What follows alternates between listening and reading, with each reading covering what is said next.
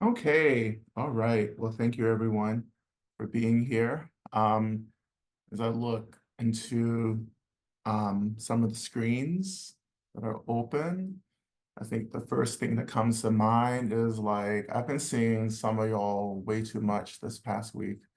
Every time I open up fucking Zoom, it's like Karen Ziegler. All right.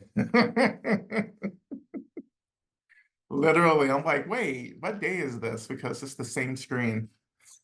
A row of people that I'm seeing. We've been very busy this past week. I think a lot's been happening and more is happening, absolutely. But thank you, Eric, for holding this, and Karen as well. Often Karen doesn't have a choice because she's helping to tech host. So I can't blame you for stalking me because I need you. I maybe don't need some of you, but like I need Karen. So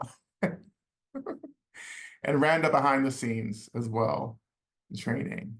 Um, so as always, if you want to help out with some of this stuff, just let us know. Send us an email or a message. We could always use support in something.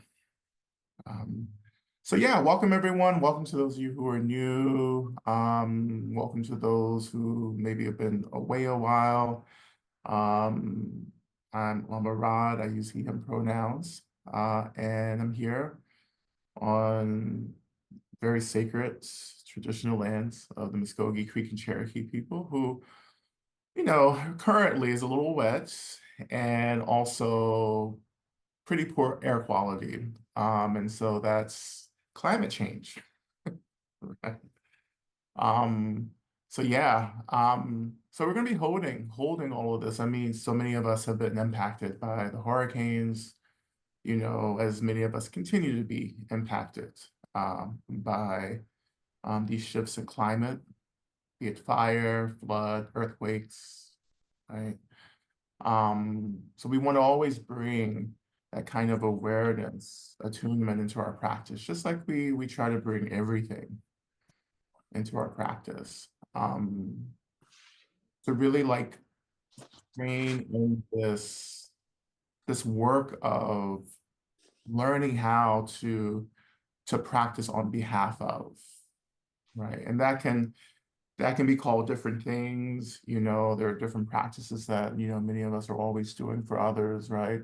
But you just always make that a part of your practice when you're praying, pray for the liberation of people from systems, right? Of the islands, to pray for people to have what they need, in this moment of really intense shifting, and this intense shift in history, I think. And to learn how to hold that, and as we hold it, that's for me synonymous with this teaching of consuming the chaos. To consume the chaos means that we hold the chaos instead of the chaos holding us, right? Which is, quite often happens with some of us, right? The chaos just comes in and we're swept up in it, right? And this is also why the earth is really important in this practice as well. Like to help consume the chaos, you have to anchor. Like you have to take refuge in something. Right? The earth, of course, beautiful refuge, but the refuge and the traditional three gems, the three jewels, right? Hold on, I'm teaching traditional Buddhism, y'all. I'm not, this isn't a mistake. Uh, Yes, I still remember what the three gems, the three jewels, what do you call them? The jewels, right? The diamonds, the three diamonds, honey.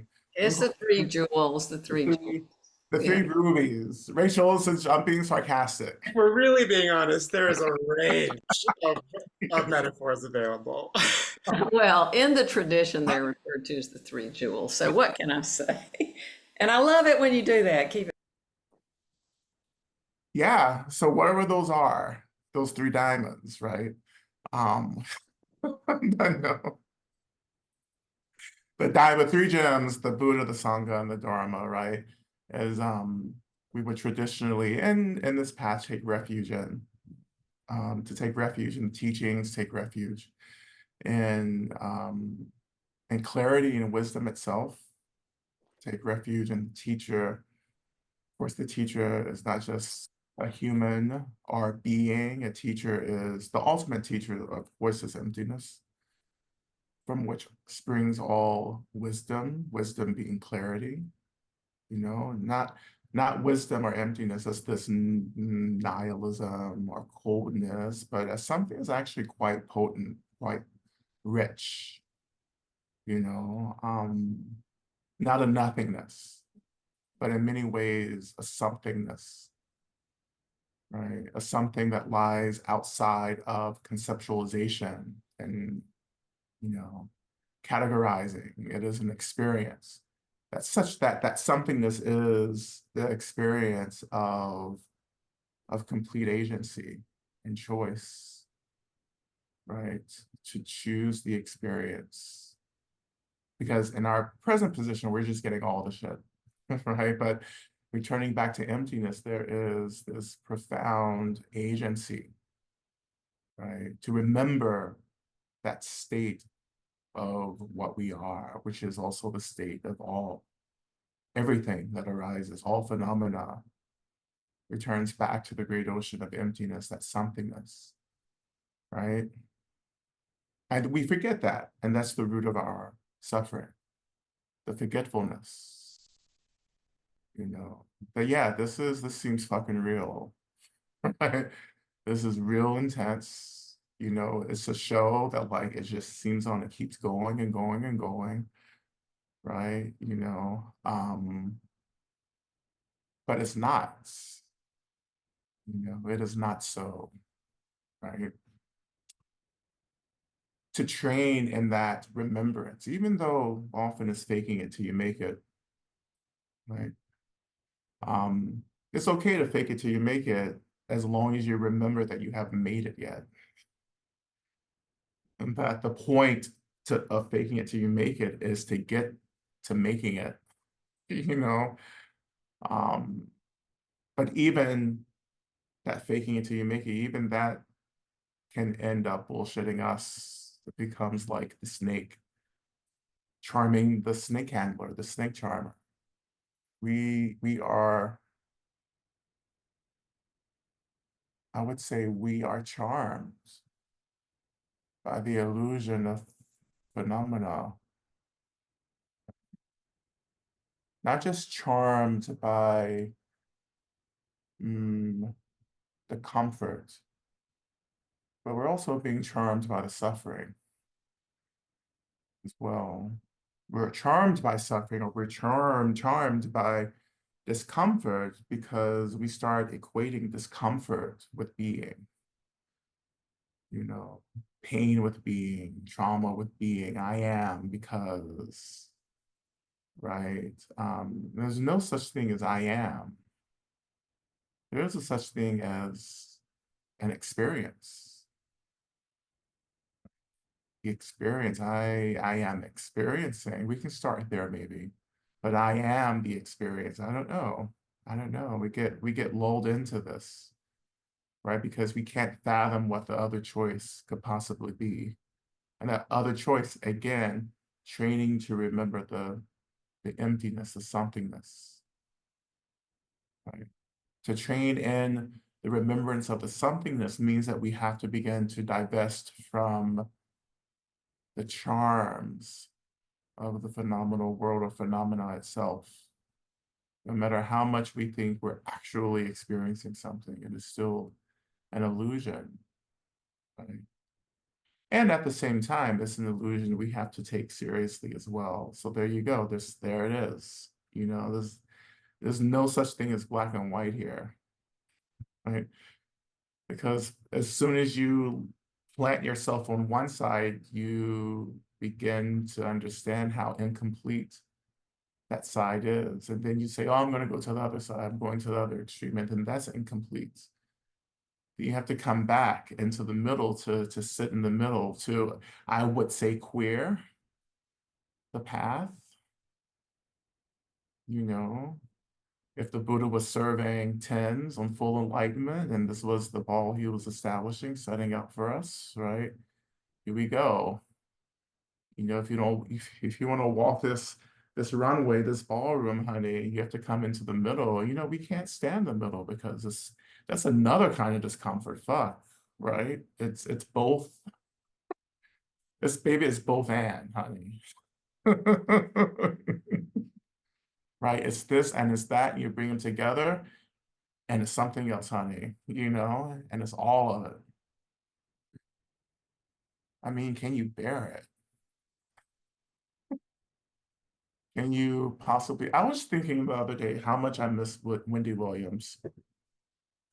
I really do, you know, and I know this feels like a complete topic shift, but I know I literally just felt Wendy Williams in my spirit. I was like, ooh, let me get my tea, honey.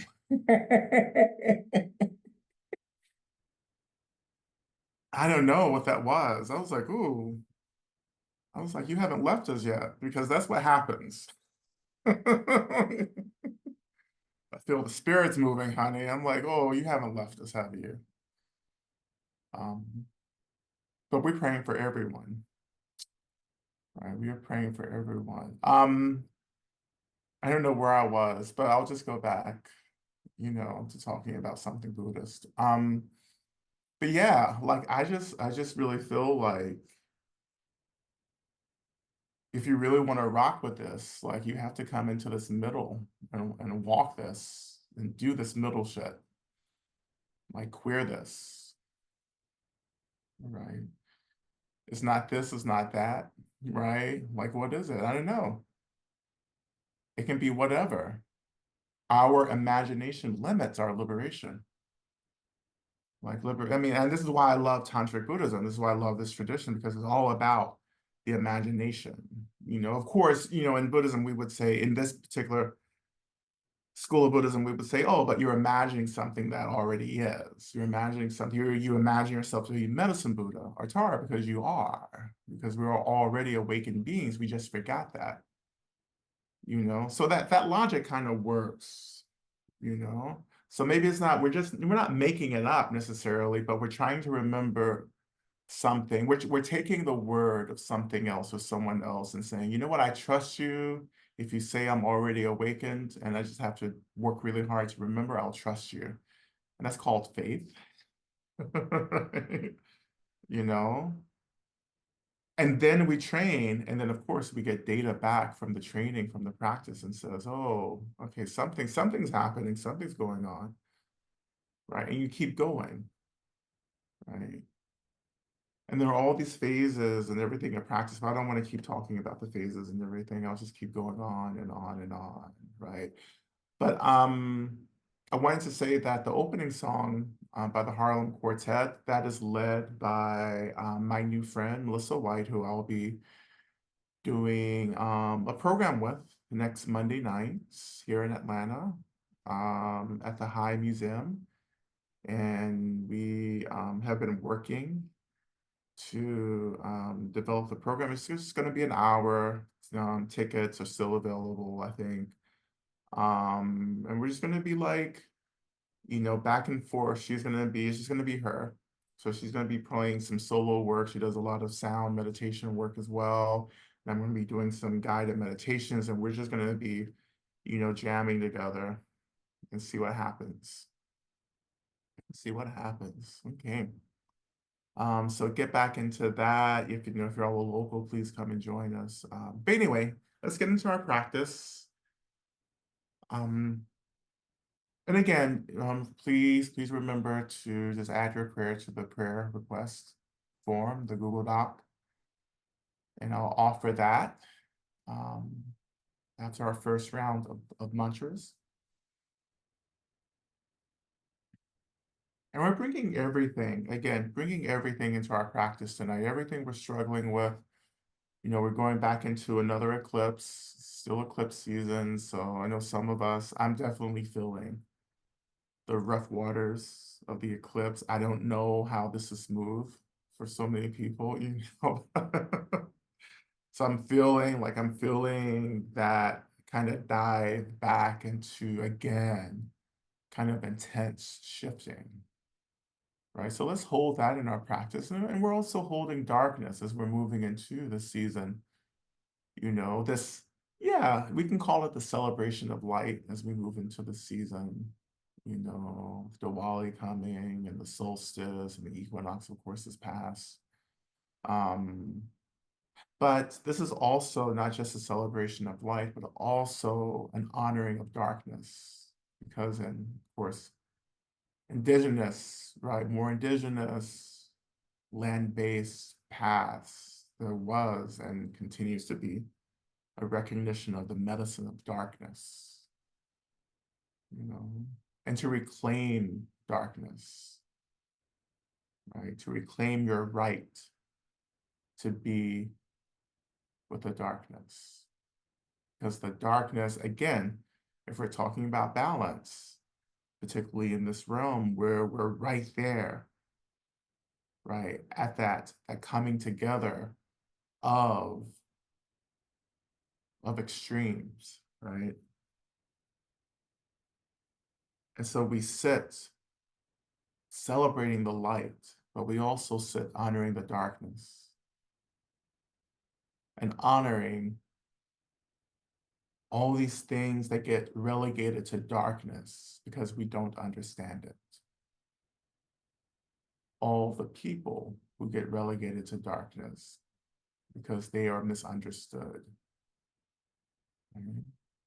To reclaim the medicine of darkness, to reclaim it means that we also begin to hold space and develop agency over all the shit that we just habitually react to, which perpetuates the violence we perceive, darkness perpetuates. To reclaim that by holding darkness. To hold darkness, to hold anything is always an act of love.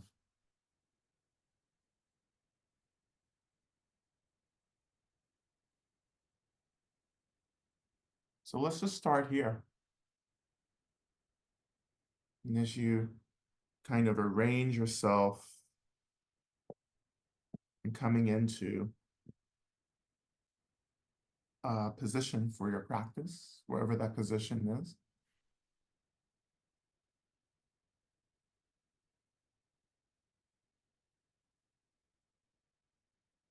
Tonight, I will start by just lighting with one of my candles that I often light to begin practice. And this candles, I've often said, it represents Dharma. This is Dharma to me, a candle. You know, that it's illuminating light, which is clarity, but it's not overwhelming everything. It's a balance. It's not this raging fire, right? That's casting out all the darkness. It's one flame. And if I turn all the lights off, like it would barely illuminate the space, right? And that's all Dharma needs to do. It just needs to illuminate something, you know. But the periphery of darkness, the edges, or the boundaries that a candle potentially creates, right? It's important that we remember those boundaries, we remember the corners, we remember the shadows as well. Because that's part of our complexity. It's part of the complexity of the phenomenal world. It's part of our personal complexity that we're both full of light, absolutely. And then in this realm, there's still shadows. Those shadows arise as thoughts that are, you know, not completely 100% about liberation and reducing harm. And that's okay, right? Because again, we are called to hold, to respond to, right? And there are things that we don't have to respond to. But there are things that we can really, really choose to invest in, right, as well. And that's the balance. I don't want to forget my shadows, right? But also, I don't want them to overwhelm everything that I try to do. There has to be balance. I think that balance is how we lean into, being fully human, because we are also, we're not trying to become necessarily Buddhas. Okay, that's a hard one. We are trying to become Buddhas. But we have to do it through, since we're embodied, we are trying to do it through this paradigm of humanity. We're going through, we're moving along this path of liberation through the experience of humanity, being human. Not to bypass and not to do anything else, but to go straight into this experience where we are being called, as we are taught in Buddhism, right, to develop deep care or compassion, as well as deep clarity or wisdom, right? This path of humanity is what helps to train us in those experiences, those states of awakening.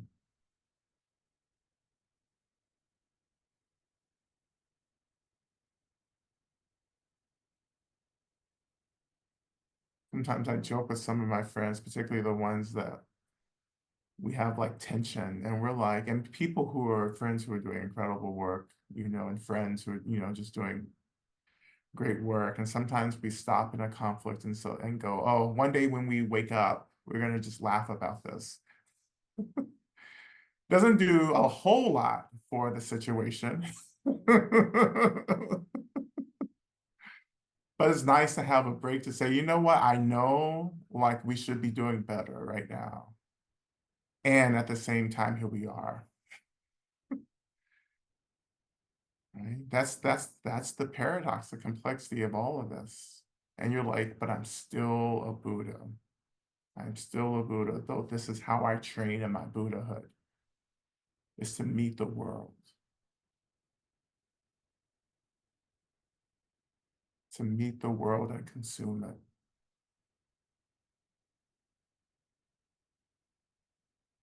So anyhow, the light of Dharma.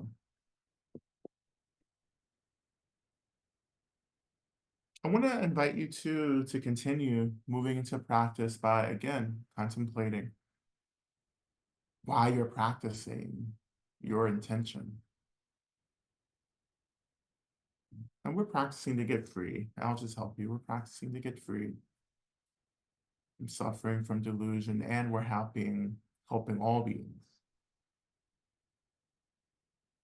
From our most beloved to strangers and everyone in between.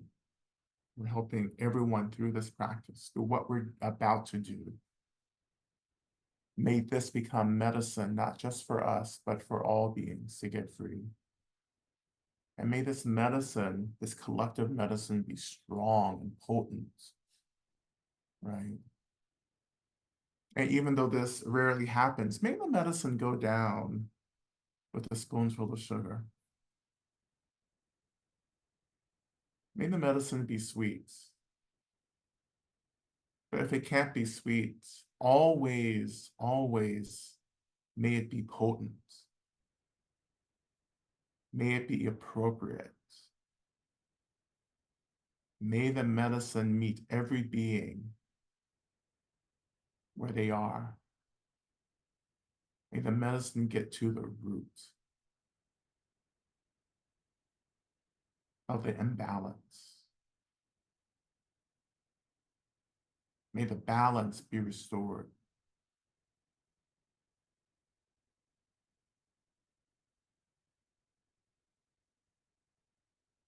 I like that. I like that prayer. Someone should copy that down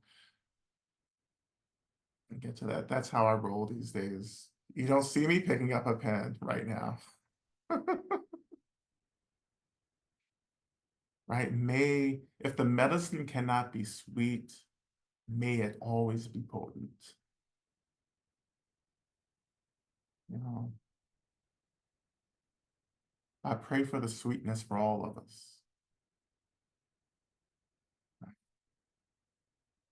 May it be sweet for all of us.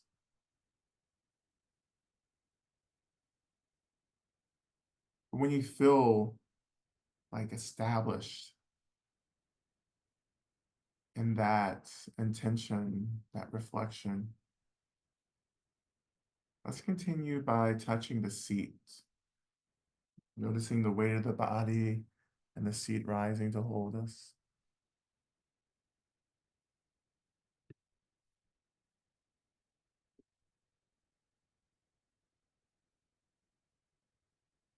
Allow yourself to take refuge in the seats.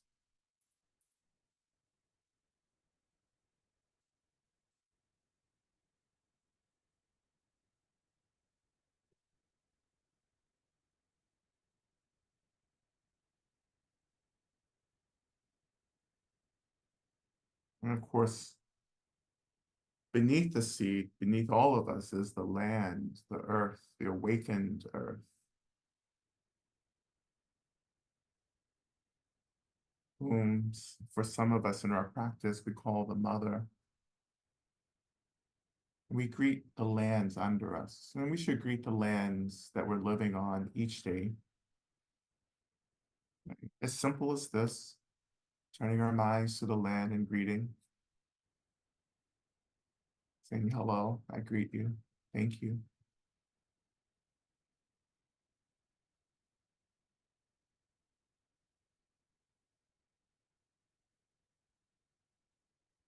And reflect on the kindness of the land. The land has offered so much for countless years, billions of years. We're grateful for that. We can consider even that the land, the earth, is our first ancestor on this planet. The element of earth, our first or earliest ancestor, maybe.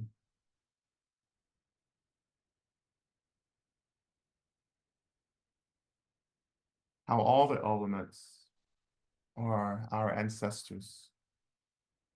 And in certain ways, how all the elements are also our descendants.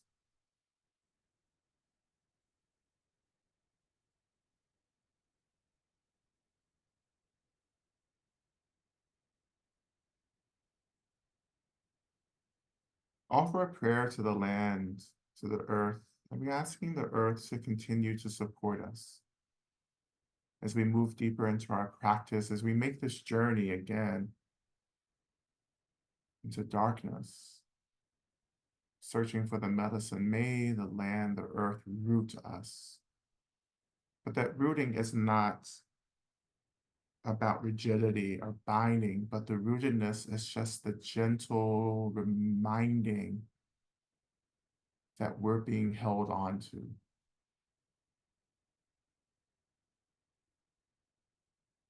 That even in the most intense practice, we're never that alone. We're never that alone. But it does feel lonely.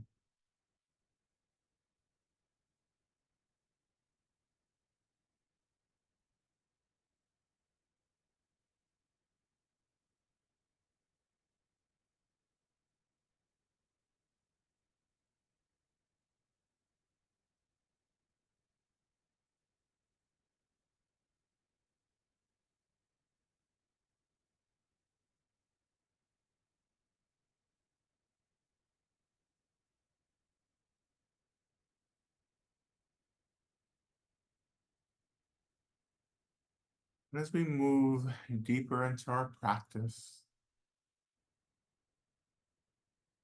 again, I invite you to lift your attention and beginning to notice the space that you're in, that you're practicing in.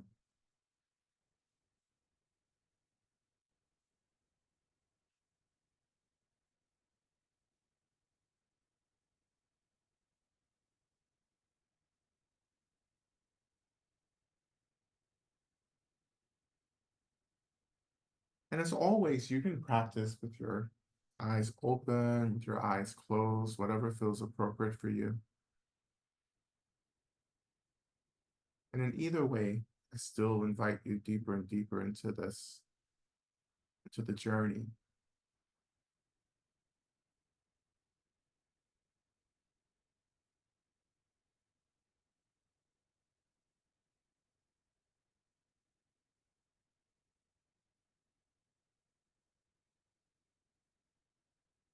So in the space around us, I invite you to imagine that everything, all phenomena around us begins to dissolve into darkness.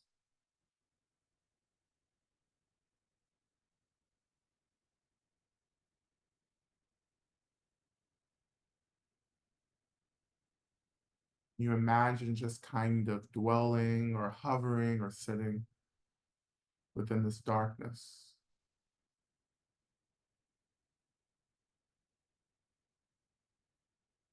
Now, if there's a little bit of struggle here, just turn your attention again to the seats, the energy of the earth, anchoring your attention actually in the sound of my voice as a guide into this.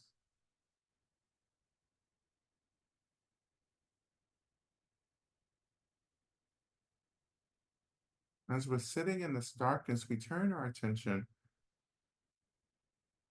to the first mantra, this opening mantra, this mantra of evoking, calling, awakening the consciousness of Medicine Buddha. Om Min La Sangye Kino. Soha. Medicine Buddha, please think of me. Look upon me.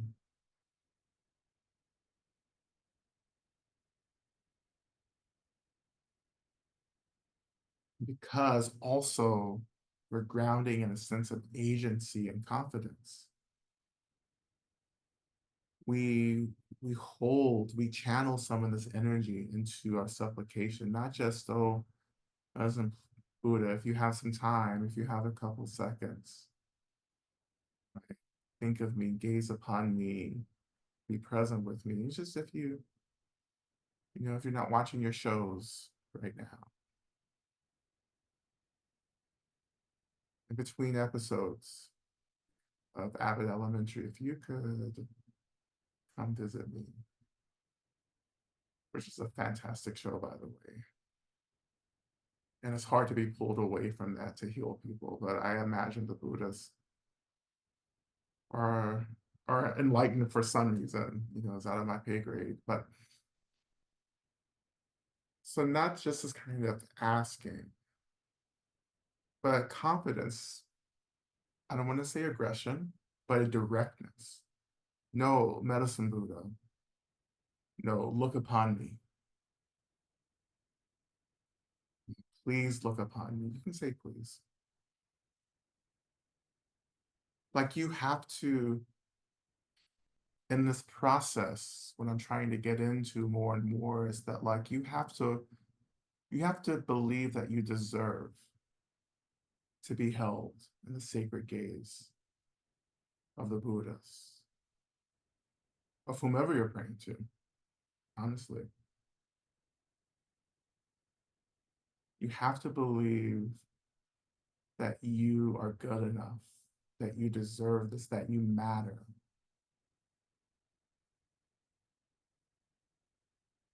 That always, first and foremost, I have to pray for my blessing. Because what do I have to give others if I'm not actually receiving what I need?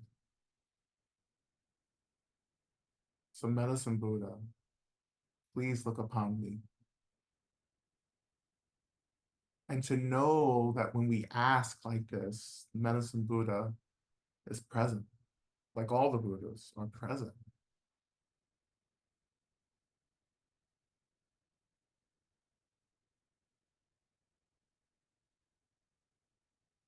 So as we turn our attention back to the mantra, Om Min La Sangye Ki No Soha, we begin with Om, ending with Om as well after we chant the mantra 3 times. As we're chanting again, we're willing the consciousness of Medicine Buddha to begin to awaken in the space around us as we sit and dwell in this darkness. So we'll begin with Om. Om.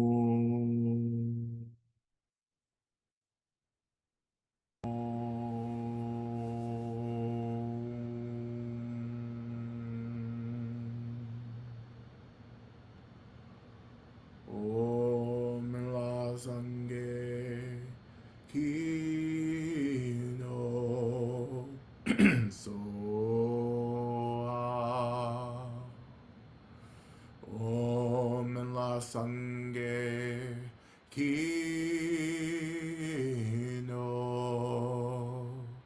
so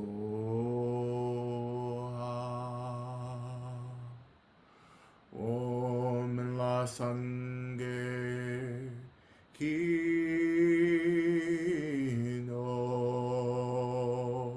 so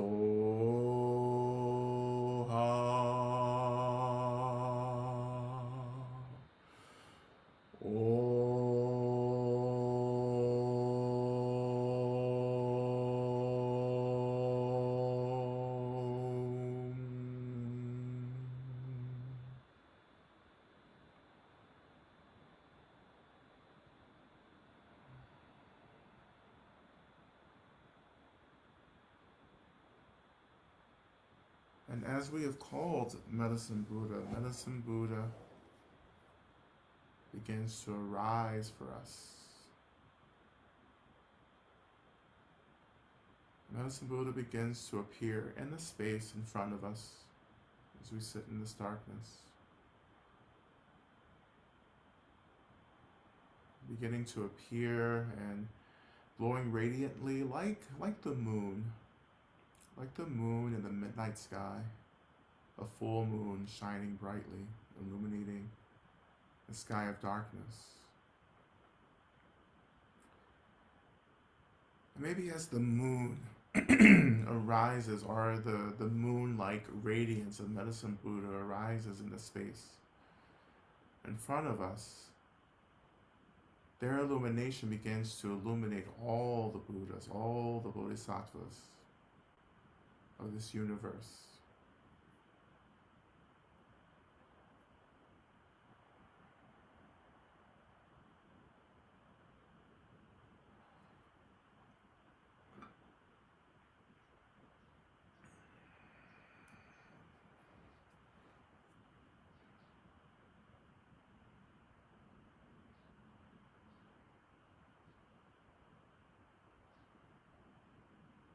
And we feel ourselves surrounded by Medicine Buddha, and however Medicine Buddha is awakening for us in our practice is fine as well. But the manifestation of Medicine Buddha beginning to illuminate all of the Buddhas and Bodhisattvas, including all of our sources of refuge and benefactors as well.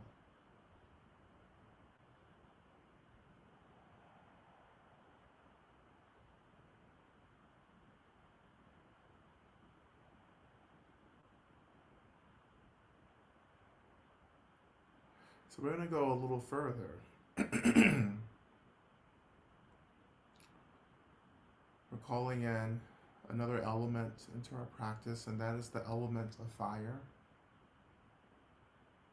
So in the space, just right directly in front of us. So it's like Medicine Buddha is shining in the sky up above us. But it's as if we're sitting, and in the space in front of us, a small fire begins to awaken. It's like you're sitting at like a small campfire.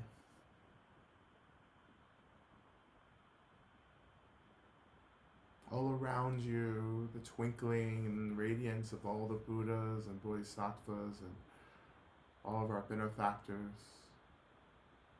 Medicine Buddha shining brilliantly in the center of all of this. And us sitting in front of this fire. This fire is a sacred fire. A fire that consumes and transforms so much of the suffering that many of us are struggling to negotiate. And thus, this is one of the sacred roles of fire in this world, to transform. Not just to destroy, but to transform, to illuminate clarity in that transformation.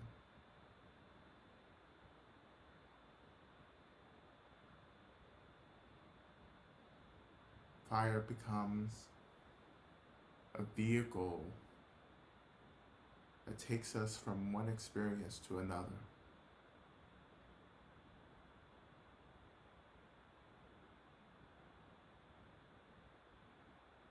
And we imagine that the sacred fire is blessed by all the Buddhas and the Bodhisattvas, all our benefactors, that it becomes blessed, that all of these beings just offer this blessing down into the fire. And it becomes sacred. And not only does it become sacred, this sacred fire is linked to all the sacred fires being held and offered to across the universe of countless beings who, like us, are sitting before the sacred fire, praying and practicing, transforming, transmuting.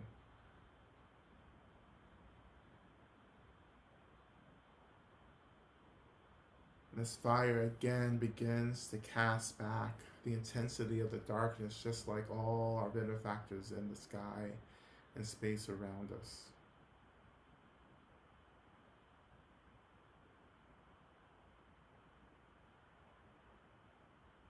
And when we're ready, we turn our attention back into our own experience. And we reflect on everything that many of us are struggling to hold or to tend to and to work with. All the anxieties, the fears, the worry, all the confusion, the brokenheartedness, the fatigue, the overwhelm, even the apathy or even the numbness as well. All the ways in which we feel lonely and isolated, unheard, unseen. But we're feeling this energy rise.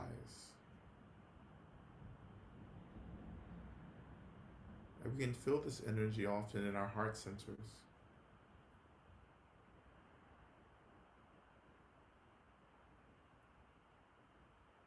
So as we move into our main practice tonight,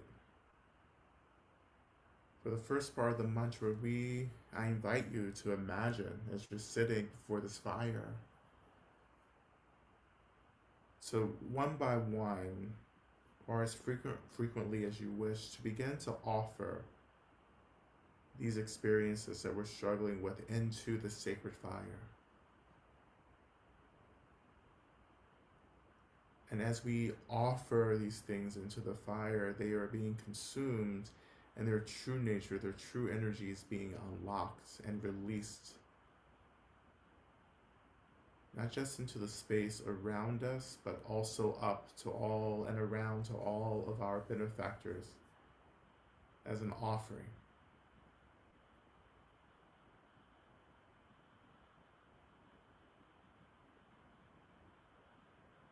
So as we begin our main mantra, offering into this fire, imagining all of these offerings into the fire are transformed into offerings for all our benefactors. And it becomes offerings of what we need as well back to us. What do we need right now? So offering the anxiety into the fire, having the fire transform that anxiety into hopefulness, into more clarity, into space, And what do you need right now? Let offering into the sacred fire offer back to you what you most need. We begin with our main mantra. O te around begenze, begenze, ma begenze, raza sumungate soha.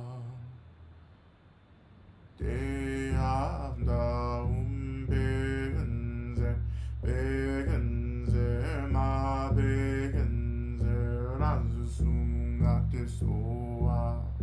Te around begenze, begenze, ma begenze, raza sumungate soha. Te around begenze, begenze, ma begenze, raza sumungate soha. Te around begenze, begenze, ma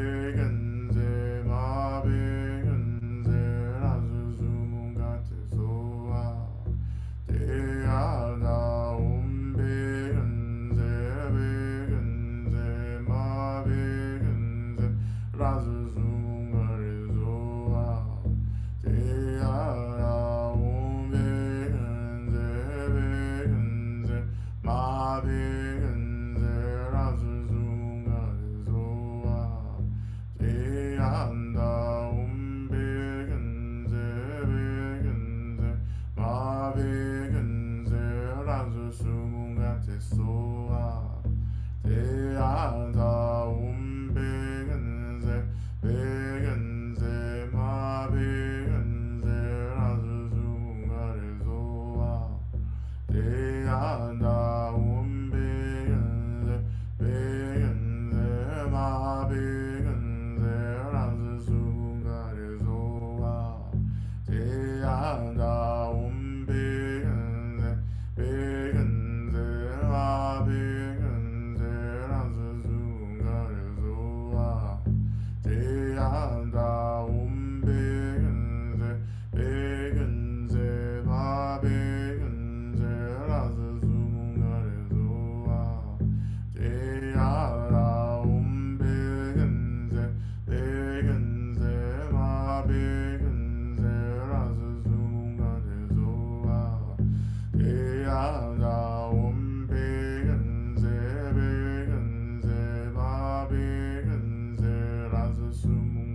soha. Te around begenze, begenze, ma begenze, raza sumungate soha.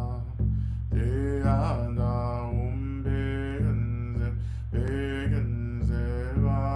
begenze, raza sumungate soha. Te around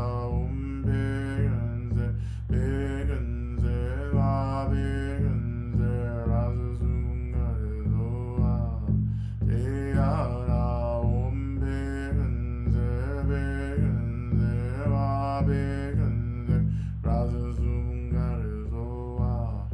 Te around begenze, begenze, ma begenze, raza sumungate soha. Te around begenze, begenze, ma begenze, raza sumungate soha.